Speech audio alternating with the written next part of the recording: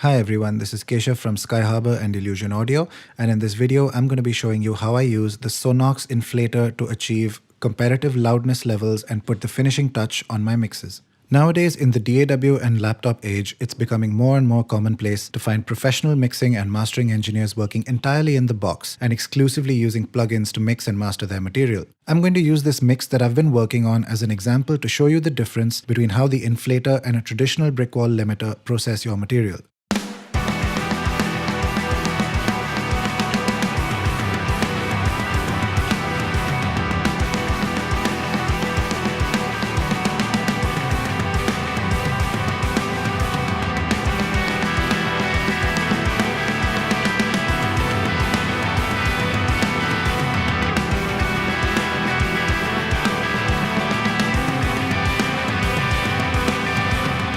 In this mix, I'm pretty happy with my balance and I think everything sounds nice and together, and I'm just looking to apply that final touch that brings the mix to life and gets it to a competitive loudness level without messing up the balance. So let's see how much loudness we can squeeze out of either process and then compare.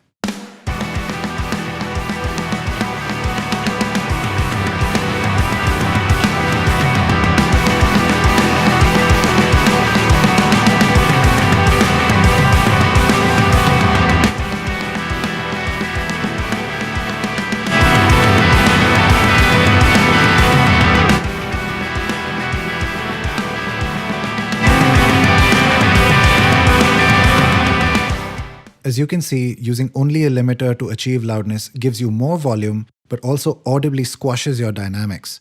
The mix is louder, but it almost sounds like it's wearing a shirt that's too tight for it and is bursting at the seams. Because by its very nature, a brick wall limiter will shrink the dynamic range of your program material before applying gain to compensate and achieve volume. As a result, your mix actually sounds smaller despite having more volume. Here's where the Oxford Inflator comes in. The inflator is a tool that adds harmonic distortion to enrich and warm up your program material, which results in an increase in apparent loudness without compromising the quality or dynamic range of your mix. Now let's try the inflator. And I'm going to use just these first two controls here. We'll get into an in-depth review of all its features in a different video, but here I'm just going to use the input and effect controls that you can see.